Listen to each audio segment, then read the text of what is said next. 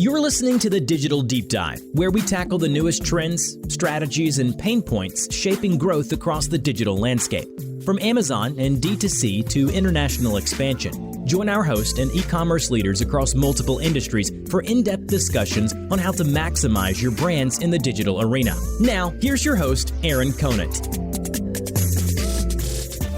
Well, hello, everybody, and welcome back to the Digital Deep Dive podcast. I'm your host, Aaron Conant, and today we want to tackle the future of shopping, right? Sounds kind of crazy, but I've had a lot of conversations over the years with a good friend, John Ghiorso, who's founder of Orca Pacific. They merged with Media.Monks. Continue to have great conversations with him across the board, and we're just kind of hashing through, with Web3 and everything else, kind of the changes. In the past, a lot of conversations with John we've had are around Amazon and Amazon focused, and that might be a part of the conversation today. But more holistically, when we're thinking about physical products, how are people going to shop for those? What is it going to look like in the future here? And maybe the future is a year away, maybe the future is 5 years away. But anyways, John, I'll kind of kick it over to you. If you want to do a brief intro on yourself, that would be awesome, and we can kind of kick off the conversation. Sound good? Yeah, thanks, Aaron. Appreciate you having me on. So quick intro is I founded a company about a decade ago called Orca Pacific. It was an Amazon-focused agency, still in a lot of ways focused on Amazon, but have branched out to focus on e-commerce and digital marketplaces. About 2 years ago, we merged with a company called Media.Monks, which is a global marketing services company founded by Sir Martin Sorrell. And today I am the SVP of e-commerce for Media.Monks. So my day job is basically an operator of our global e-commerce division. But what I am also passionate about, so I get to talk a little bit about that, I think on this show today, is a future state that is further out than most people tend to focus on. Most people, and rightly so, tend to focus on the next quarter, the next fiscal or calendar year, as they should be. But I think there's some really interesting things that are on a horizon that's a little bit further out, maybe let's say 3 to 5 years out. And I think there is really kind of a third age of digital commerce that we're on the precipice of. And that's something I've spent a lot of time thinking and talking to other experts about. So kind of eager to get into some of that today.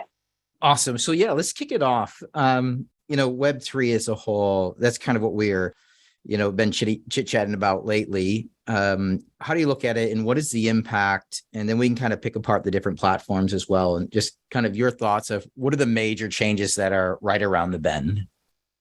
Yeah, so I'm going to try to focus on the places where I feel like I have an advantage or have expertise. So there's some big elements of Web3 that plenty of people that have more expertise than me, things like cryptocurrency, I would say NFTs as they specifically relate to digital products. That's an important universe. I think it will have a lot of intersectionality with physical products. But my kind of DNA and where I've always focused and where I'm interested is physical products. And certainly, I think digital products will become more and more important. But I still think we live in a physical world. Physical consumer products will be a very important part of all of our lives and the economy for decades to come.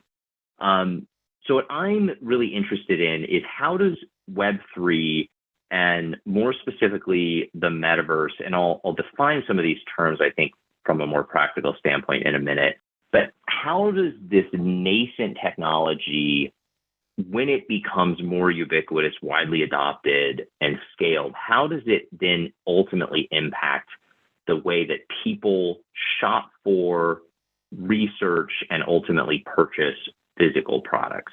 I think that's a really interesting conversation.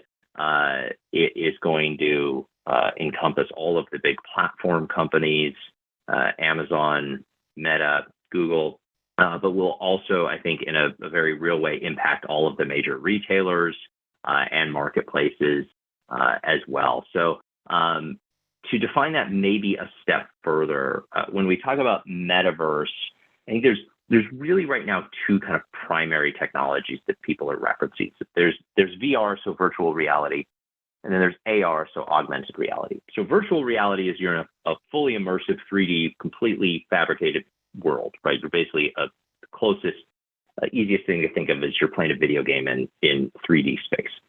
You have no interaction with the outside world. Augmented reality is essentially you're overlaying a visual over your actual view of the world. You're overlaying and augmenting your visual field. And maybe I'll pause there before I go down too much of a rabbit hole, Aaron. But anything you want to kind of focus on?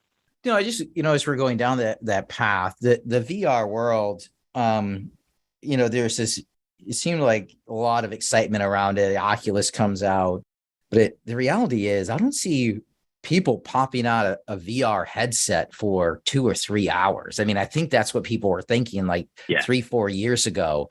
And, to have that on your face is just, I don't know. I can't see that accelerating over the next 3 to 5 years. I think it's fun. It's interactive. It's short term. You can play a game that way, but wandering around nonstop with a VR headset is, I don't know. And maybe you have different thoughts. I'm more aligned on the AR, or even from the standpoint of, if you think about the metaverse, even just in a 2D field, when you're think about a Roblox, or you think about a Minecraft, where you're wandering around, even though it's 2-dimensional, right? It's on a flat screen. You're wandering around a 3D world and interacting, but it's not with a headset on. Yeah. So I think the way to think about this is the VR headset is your TV in your home, and the AR headset is your phone, is your iPhone. So VR technology will get better. Some of the attributes right now that make it miserable, and I love VR, but it's physically taxing, which is a pretty crazy thing to say about something that you do, like sitting in a chair, standing up in your living room, but it is physically taxing because of the eye strain, because of the latency that causes nausea, which it does for a lot of people, especially after prolonged use, and because of just the pure weight of the thing pressing against the top of your head for an hour or more. It's not something that anyone would want to keep on for, I think, more than an hour or two. I do think a lot of those problems will be solved. Screens will get better, latency will improve, eye strain will get better, they'll get lighter, but you're still having something on your face that puts you in a position where you have no ability really to interact with the outside world. So I think that if we focus on how these emerging technologies will influence people purchasing product, which is for a lot of people a semi kind of practical thing to do. There are entertainment aspects of it, certainly, but it is more practical for a lot of people than purely something they're doing for entertainment purposes. I think that AR, so augmented reality, is going to be much more influential. So the best thing to ground this in actual technology that is being developed, I think the best company to look at right now is Apple and not Meta.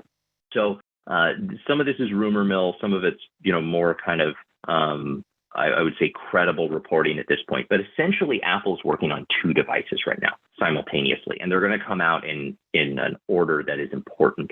So the first device is essentially a VR headset that is going to come out as early as Q1 of next year. So this will look similar to the other VR headsets you've seen. It's going to be, like a pair of goggles, like giant goggles, takes up half your face. Of course, it's Apple, so it will probably have a better UI. It's going to have incredible optics and other things, but largely it's going to be what everyone's kind of familiar with in terms of VR goggles. My understanding is Apple is essentially creating this as a developer product. They're only going to produce a couple million versions. It's a very high price point, $2,000 to $3,000. And it is primarily geared towards the developer market. Now, why are they coming out with this?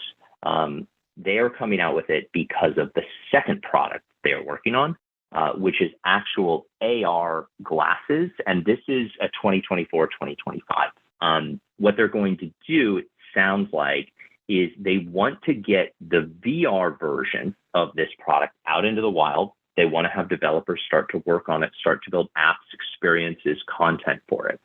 But one thing to keep in mind about VR and especially the Apple one, is it's going to have cameras on the outside.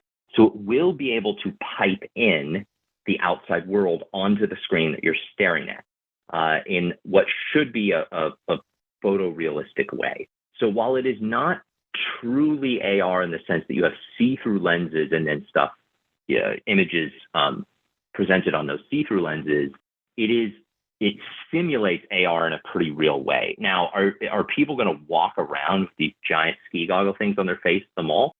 Probably not, because it's going to be embarrassing. Although I don't know, maybe it'll become the coolest new thing once they launch. We'll see. But assuming that they don't, what you'll be able to do is have this kind of simulated AR experience for developers to start creating apps, content, other things that I'm not smart enough to come up with, that will then, when the actual AR product launches a few years later at scale, and everyone has one of these things on their faces, that's the plan. Just like everyone has an iPhone in their pocket, everyone's going to have a pair of these glasses on their faces, because they won't look like anything different really than a pair of Ray-Bans or eyeglasses that you might be wearing.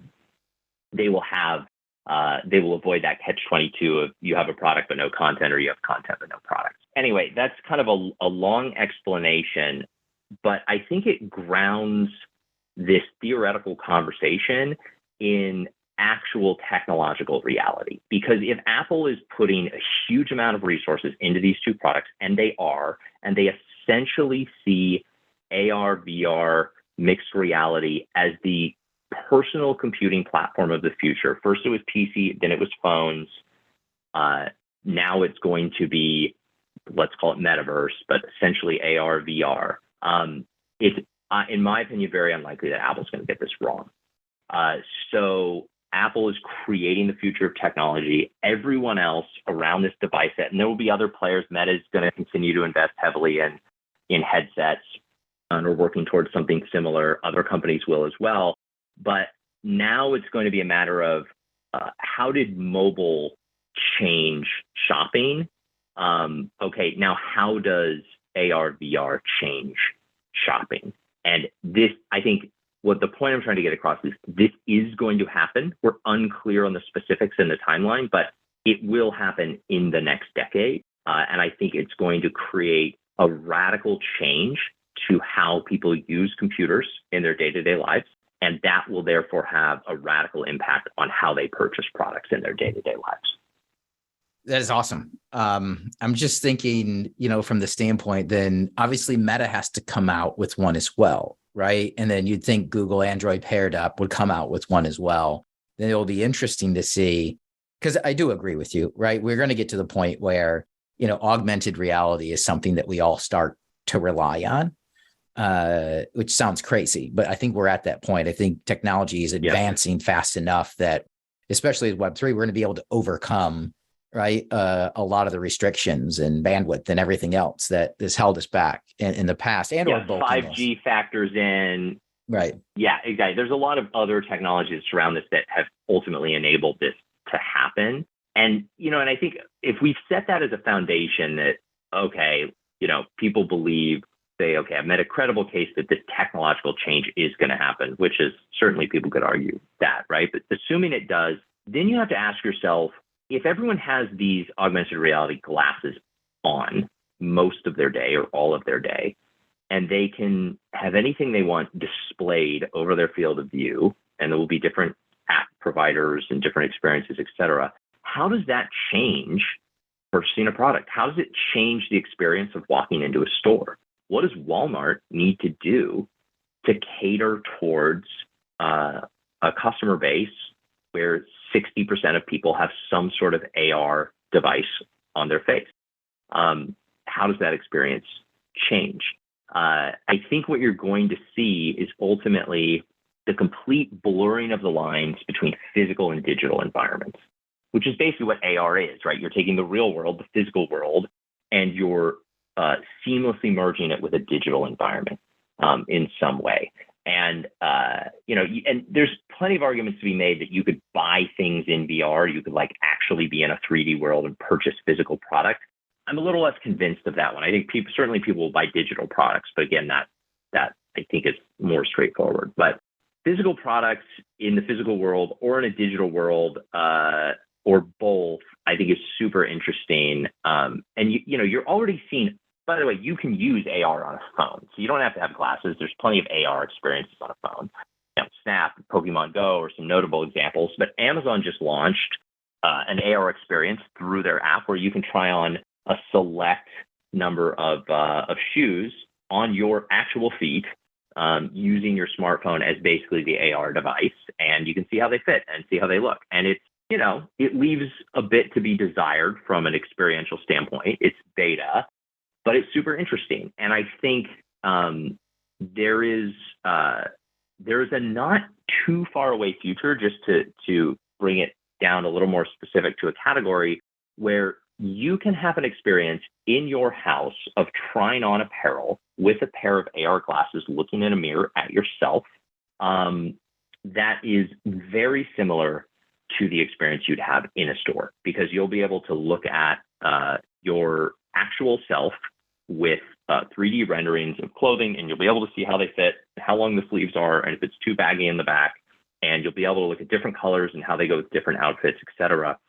Again, there's versions of this out now, and they're kind of goofy. They don't work that well. So I think they're easily dismissed as a gimmick, but I think the better way of thinking of this stuff is it's very early beta mode, but the improvement of this technology is in some way inevitable. And it's going to it will create a Cambrian explosion of new experiences, apps, technology, companies that are all catered around perfecting the consumer experience in this completely blended physical and digital environment. Oh, 100%. I just think of it from a brand aspect, right? Because I spend most of my time just advising brands on what's going on and newest trends. I mean, you think about, what is the thing that everybody wants right now? It's data, right? They want the data from, in-store or online, the shopper, customer journey as a whole, path to purchase. If you've got, simple glasses on, right, and you're shopping, and it can flag everything down the aisle that has a coupon. It can, you don't need to break out your readers too, right? You can hold it in front of you and simply expand the ingredients panel, right? It can flag it as gluten-free, as nut-free, right? I'm just talking about just a grocery store right now, all the different offers that you can put in there, and they're all an overlay. Doesn't have to be that physical aisle interrupter, right? The end cap can actually be an interactive end cap. You could have, interactive games, right? And the end cap, you win, you play, you get a coupon out. It's literally, I agree with you. The number of endless new players that are going to pop up in this space, it's going to be phenomenal. Yeah, it's going to be really incredible. And then the use cases are so vast that you could just sit here for an hour and say, well, what about this? And, what about this idea and this idea? And like all those probably will be tested and will happen. And I think that will create a lot of kind of interesting stuff, but also a lot of noise. And then what you'll ultimately see is companies, I think, using this technology to create practical improvements for their customers and their shopping experience. Because right now, what's interesting is with Metaverse and brands who are activating inside of it is all very kind of experiential and experimental. It's all very interesting. It's all very, top of funnel activity because it's so new. I think that ultimately what you're going to see, though, when these technologies reach much wider adoption and are in, on most consumers' faces most of the time, you'll see the use cases for this technology become more practical. So I think that's going to be an interesting component. There's also, and this is there's still more questions probably than answers. There's also some other kind of related technologies that I think are going to be meaningful that are not squarely in the camp of Web3. I still think voice technology is going to play a very interesting role in all of this because the input device with AR, especially, becomes problematic because you don't have a screen that you can poke with your thumb. It's your eyes. And there are probably some technology where they'll use eye movements, blinking, things like that as an input device. But voice, I think, becomes an increasingly important input device as well then, with AR, as it, in my opinion, does with even kind of outside of metaverse, outside of AR experiences in your home, et cetera. We're in a bit of a trough of disillusionment with voice computing right now. Both Alexa and Google Home are widely adopted, but not actually used that frequently. So probably everyone listening to this has an Echo device in their house that they use probably a total of 90 seconds a day. Maybe check the weather, set an alarm when you're cooking, play some music every now and then, and that's about it. So it's interesting. There's massive consumer household penetration, but really low use. I think that will change with the improvement of the underlying AI that's built into voice. And I think that you'll see Google and Apple continue to invest there as well. So, kind of this underlying layer of AI and how it improves the personalization and the experience you have with computing, I think is also going to run across voice, AR, VR, and some of these other technologies that, are, again, really, we're not talking about some 20-year, science fiction future with jetpacks. Like, we are talking about things that exist today that still need to be improved, but that when they coalesce will start to make a huge impact in my opinion, 3 to 5 years out. Well, yeah, I mean, I think the two go together. I think they're, you pretty much outlined how, my household interacts with, an Echo device, and Google Home is, hey, what is the weather like? Right. Play 90s music, right? Whatever it might be. And the reality is there's a gap between the visual side, which they tried to fix with the show. But the problem with that is it's always located in one corner of the house, and, it's over off to the side. And so it's hard to interact, but, to actually order something, to do commerce on it is a pain, and the screen is so small. But if I have glasses on, and it's in my purview, and I can walk around with it, that's completely different, where now I can interact and say, yes, when I want to order Tide Pods or whatever it might be, I want to make sure it's the right ones. And now I can easily see them. Yeah. So. Yeah, it's a great point. I mean, what's super interesting about this is all of these companies, all the big platform companies, the big four, are all trying to create the consumer computing platforms of the future, and then trying to leverage that to sell other services, et cetera, in some cases, run advertising, in others, both. And it's going to be all of these kind of emerging technologies that in some way coalesce at the same time, but it's going to create a radically different world. And I don't know. It's going to be interesting to see where it all goes. I just wonder, where does Amazon fall into all of this? I know, logistics, they've got it nailed, right? They're amazing platform, paid media, going up through the roof, like the global, but I don't know if I see them playing in the glasses space, right? Which is going to be, because they don't have what a lot of what we're talking about right now is blending a retail presence with the digital world. And, I know they have Whole Foods, but at the end of the day, they don't have the footprint. If Walmart gets in with an Apple or Google, they start developing this, that might accelerate the commerce that they're able to, the e-commerce digital growth they're looking for. Yeah. So it's a fascinating question. A little history here.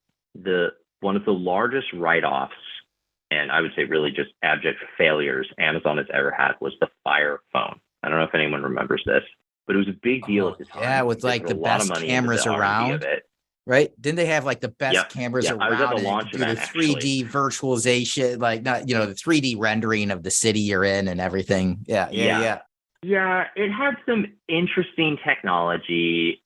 I wouldn't say any of the tech was really like a game changer, but essentially the reason they got into the phone is their idea was that they had to start to own, they had to go upstream because everything was shifting to mobile. This is like 10 years ago when the mobile revolution was really, really kind of picking up steam. And, their view is they, from a competitive standpoint, had to go upstream of just an app on an iPhone, and they had to own the phone.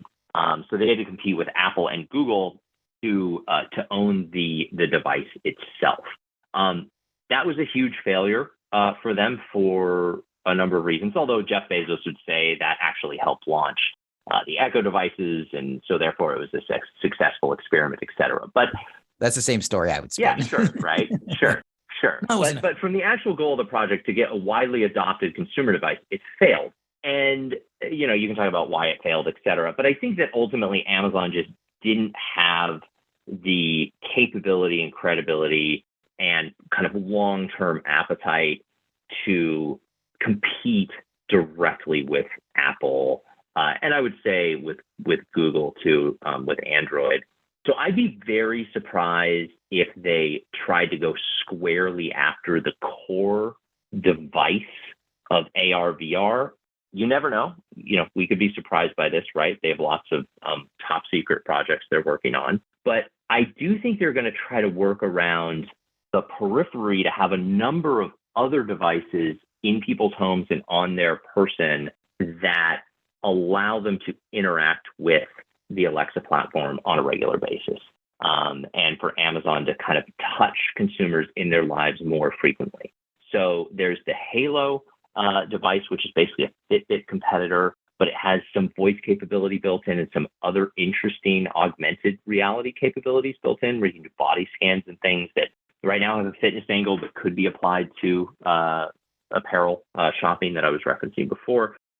You of course have all the Echo devices in your home, but they are producing wearable devices that have Alexa built in, headphones. There's a ring that's experimental. There's a pair of glasses, which is actually just normal prescription glasses, but it's basically an audio feature strapped to them. You have integration into cars. And then actually big news is they just bought iRobot, the maker of Roomba, which is in my opinion, a robotics, obviously, slash Alexa play. I think their view is ultimately they want these robots that are in your house to be fully integrated into their platform, with voice commands. They can talk back to you, et cetera. And because they want to have this kind of ubiquitous presence in your life, but it's still primarily based around voice computing. And then, Apple and Meta have this view, but it's primarily based around a visual experience. So it's going to be really interesting kind of where all this settles. But I think that Amazon is most likely going to be okay with the other companies owning the kind of cornerstone device, but then they'll be heavily represented in the use of that device. No, I agree. I mean, I just think, remember the Amazon Astro, that little, home monitoring robot as a whole. They had the one that was like a drone that flew around. You nailed it. My thoughts exactly on the iRobot. It is, wait, how do we get something that's already like used regularly in the home, already has a function, and build on it from there by building in. And then you're going to have an interactive robot in your house that, yes, is cleaning the floors or whatever else is going on, but also you can interact with, you can call it and have it show up. So I think you nailed it. I think, as long as we're talking about the other big move, and, I'm certainly not the first to talk about it, but Amazon's making more moves in healthcare, maybe to offer a little bit of value, I think, beyond what's already been said, that, obviously consumer healthcare is now a big investment for them objectively. I think that what you're ultimately going to see Amazon working towards is the Prime membership being the key to unlock a huge portion of the consumer experience that an average American or global consumer has on a day-to-day basis, meaning consumer products, obviously, but beyond that, consumer services. And I think Amazon is more and more going to push into very regulated massive, very hard to penetrate, very hard to disrupt industries. Consumer healthcare, pharmacy, consumer banking and financial services, insurance, automotive, which is both a product and a service consumer category. Travel, maybe not, probably not. It's too open. I don't think they have much of an edge there. But basically, these industries that are heavily regulated, very kind of hard to reform, hard to update, hard to change because of the regulatory environment and just the massive scale that's required to disrupt them. These are where Amazon can actually has a serious competitive advantage, or maybe is in some cases the only company on earth that could actually credibly disrupt one of these industries. So, and you're going to see more and more of a push for them into these industries, and then ultimately that will all be wrapped up under this Prime membership that at some point, if it's $500 a year, it will be still a great deal because of just the massive and immense value that you get out of it across a bunch of different touch points in your life. And then there's an underlying architecture of voice and voice and visual AI-driven interaction that essentially gives you a much more seamless ability to interact with all of these consumer products and consumer service offerings through the Prime membership. Yeah, I couldn't agree more. And that's, it's funny, you and I were going to the same spot, just, having spent, 17 years in the pharmaceutical industry, all my eyes are on that. And I think, I have a lot of people reaching out saying, hey, this is kind of crazy. From a brand interaction side, you're like, what are they going to do with my data and everything else? But from a standard consumer or customer side, they love Amazon. They trust Amazon, right? And that's one thing in the pharma space, right? I want the stuff, on time. I don't ever want to miss a subscription. That prescription that's coming in needs to come in on time. That's what they do, and they trust in it. And then when you move into, okay, then but naturally they're going to connect me with the right doctor. What does that search engine look like, right? They're already connecting me with, the any of the products I want. They already have the recommendations around the products I want. Not too big of a stretch to have them also set up the same type of platform for service providers, like you're saying, everything from healthcare. What do you, no, I was just going to say, what are you most excited about? Yeah. What am I most excited about? Honestly, it's this stuff. Like there's a important, practical, big part of what we do, right? Which is like, so let's crush Q4 for our clients. And we're going to do that. What I am excited about though, what I've always been fascinated by is technological change and the fact that while none of us have jetpacks yet, and some technological change is vastly overestimated a lot of it is underestimated. And I find that super interesting, that people in some ways are living very similar lives to the ones they lived 20 years ago, but in other ways are doing things radically differently because of technology. And how is technology going to change day-to-day average consumers' lives? I find super interesting. And for me, I think that the original iPhone was a big moment. And I think that this first Apple device, not to put too much weight on it, but I do think that's going to be a big moment. I think a lot of the stuff that's been highly theoretical will start to become more apparent in terms of how this is actually going to function. And so, helping consumer product brands and others to be in the right place at the right time when these, I think, somewhat inevitable technological changes come to fruition that's exciting for me.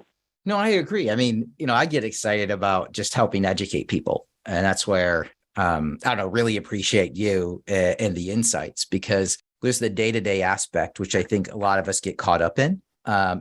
What is the performance? What's the ROAS? What's the tacos? What's the conversion rate? Lifetime value of customer and everything else. And sometimes we forget to put our heads up, right? And say, hey, I can't plan, like you were saying at the beginning. I can't just plan for next quarter. I have to be planning for next year. And the rate of change is so fast. It's just hard to keep up with it. And so, I don't know, you're just a great resource for the network, and just want to say, thank you for your time today as a whole. Any last thoughts of next 6 to 9 months? like what people should be thinking about besides Q4? I mean, obviously Q4 is in there. Yeah, Q4 is there. Q4 is happening very, very quickly. I would say, just on a very practical note, if you're not already testing and optimizing for Q4, you should start this week on Amazon and other platforms. You need at least a couple months of running strategies to have them kind of get fully up to speed by the time the quarter kicks off. Next 9 months. So first half of next year, I still think that brands, for the most part, are not investing enough in retail media because they don't see the second order effect of that spend. It's still hard to measure. It's hard to measure on Amazon. It's even harder to measure on the other platforms.